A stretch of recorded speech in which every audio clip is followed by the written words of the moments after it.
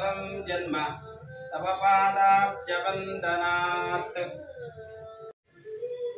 सर्वकल्याणदातारं सर्वापद्रिवारपारकरुणामूर्तिम् आञ्जनेयं नमाम्यहम्। విగ్రహాలపడి బ్రహ్మాండ నాయకులై మన సుబ్బయ్య తోటందు వేయించేసినటువంటి శ్రీ విశ్వక్సేన అనంత సీతారామ లక్ష్మణ ప్రభార సమేత శ్రీ వీరాంజనేయ స్వామి దేవస్థానంలో జ్యేష్ఠ మాసం కృష్ణపక్షమి చవితిలో మంగళవారం రోజు పురస్కరించుకొని స్వామికి ఉదయాన్నే విశేష అర్చన మరియు సహస్రనామార్చన నాగవల్లి దళార్చన కూడా జరిగింది।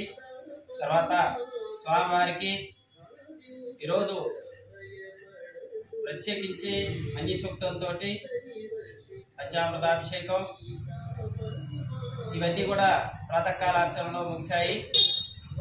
ఈ మంగళవారాన్ని పురస్కరించుకొని స్వామికి కార్యసిద్ధి కోసం చేసేటువంటి సింధూరార్చన అనేది ప్రత్యేకంగా మంగళవారం రోజున ప్రతి మంగళవారం రోజు కూడా ఈ యొక్క సింధూరార్చనతోటి స్వామిని సేవించడం భక్తులందరూ కూడా కార్యసిద్ధికి తర్వాత మనకి ఏ రకమైనటువంటి ఆటంకంగా ఉండేటువంటి ఏవైతే మనం జటిలంగా ఉంటాయో ఆ కార్యాలన్నింటి కూడా ఈ యొక్క సింధూరార్చనతోటి అవి సాఫల్యం అవుతాయి।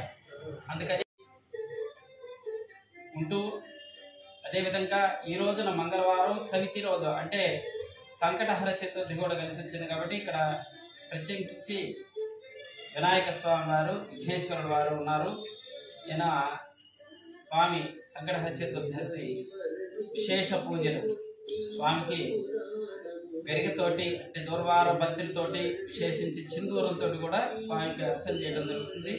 ఈరోజు సాయంత్రం కూడా వినాయకుడు కూడా సంకట చతుర్దశి పర్వదిన సందర్భంగా స్వామి కూడా ప్రత్యేక పూజలు జరుగుతాయి।